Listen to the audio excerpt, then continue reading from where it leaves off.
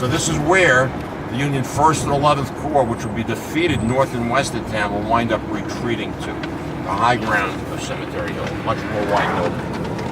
Holy Woman statue on the battlefield to Elizabeth Thorne, who will, along with her father, bury over 50 Union soldiers while she's 6 months pregnant. Wow. There's the historic gatehouse. You may have seen photographs of that before. And to your right, two equestrian statues. That first one is of General Hancock, the Union 2nd Corps commander. He has a bit of a role in the film. Yeah. And this next one is for Oliver Howard. He's the Union 11th Corps commander, looking more towards the July 1st battlefield. He takes over for a time after the death of Reynolds of the Union Army here, because General Meade doesn't arrive here until about midnight. As we come off of Cemetery Hill, we're going to be entering the town, and then we'll eventually get out to the first day's battlefield. Before we get there, this small brick building that you see on your right was the scene of the only civilian death in the battle. 20-year-old Jenny Wade was baking bread for her sister, who had recently had a baby. A bullet is fired by a Confederate in the town, goes through a door on this side of the building. The large motel was not there at the time, and she's instantly killed. Personally, I think it's amazing that there was only one civilian death, because you're talking about 7 million bullets and 60,000 artillery shells fired during the 3 days of the battle. These two large sycamore trees that you see coming up on your right were here. They're considered witness trees of the battle. And if you look to your left, behind these pine trees, you can see pock marks in the Farnsworth house, and those are bullet holes right there. Can you see them? Oh, yeah. Although the present-day owner may have had those painted a few years ago, so they'd show up a little bit. Now in the town, the buildings that were here usually have these small bronze plaques on them. You can see them from time to time. Civil War building, July 1863. Many of these buildings would have been used as hospitals after the battle, including this Presbyterian church coming up here on your right. And that's also the church that President Eisenhower attended when he was living in Gettysburg off and on between 1950 and 1969. The town back then would have had 24 to 2,500 people.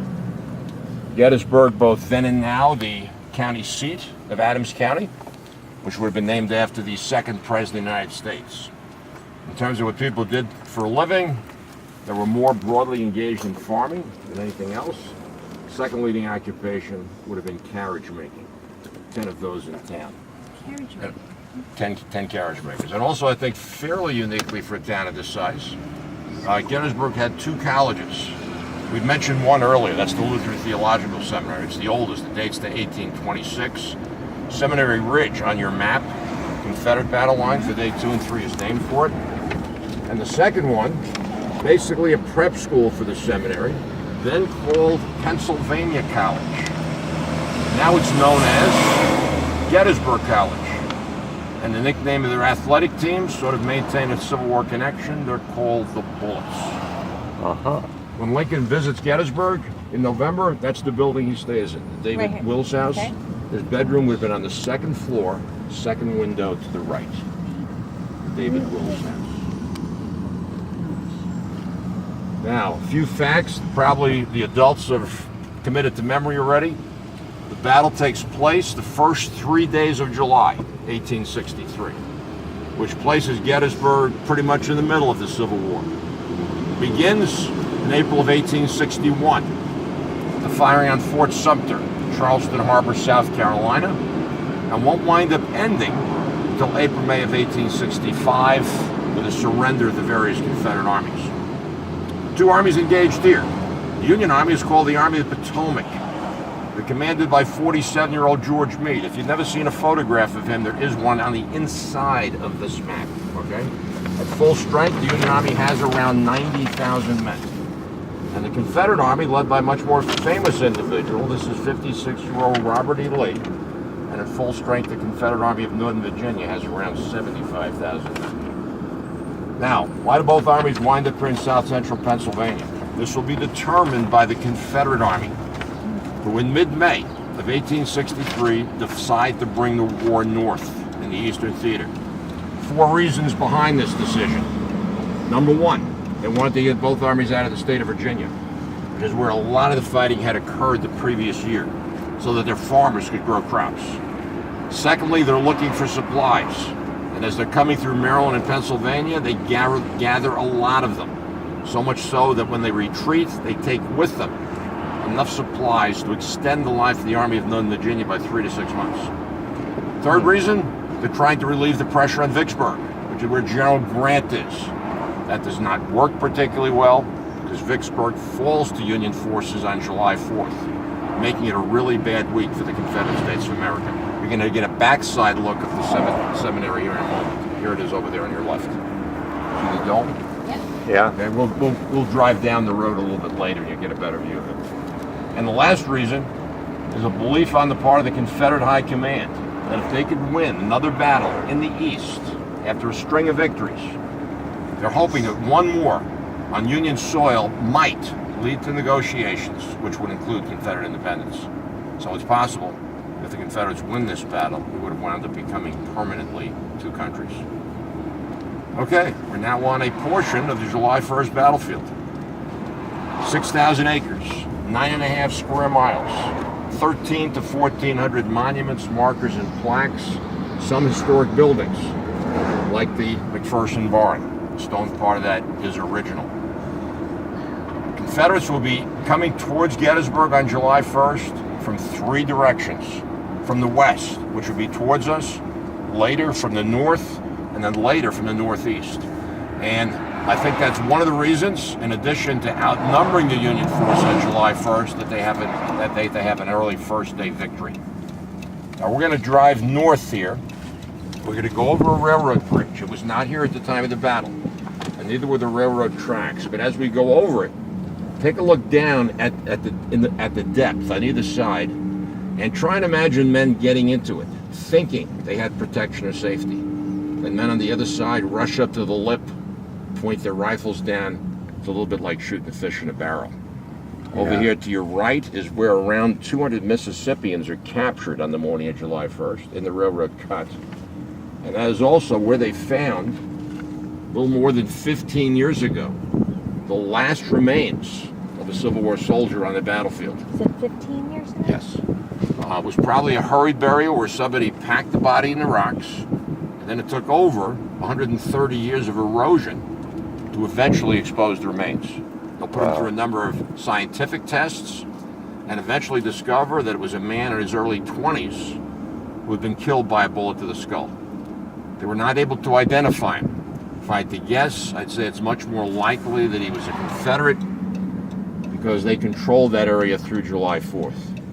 A couple of years later, a pretty elaborate ceremony is held in the Soldiers National Cemetery.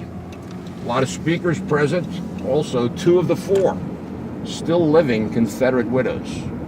The last one only died around 7 years ago.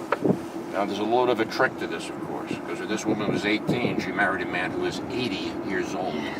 So that's how she became the last Confederate widow.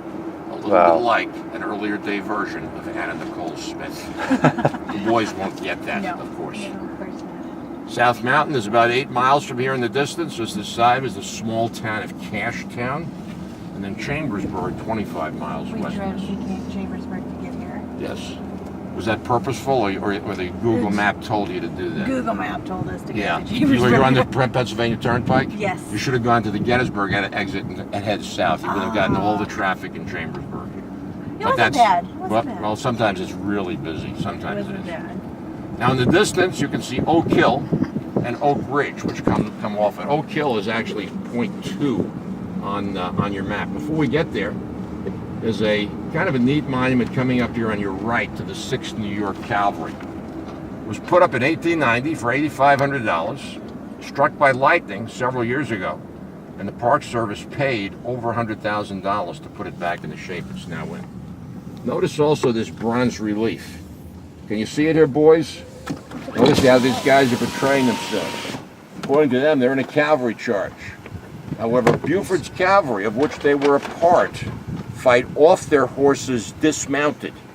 So they're portraying themselves in a more glorious manner. Because they were dug in. Well, they were fighting from ridge line to ridge line, yeah. falling back from west to east.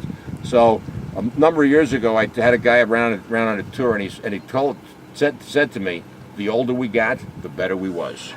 So this is an example of a fish story. They did have cavalry charges someplace, but it wasn't here at Gettysburg.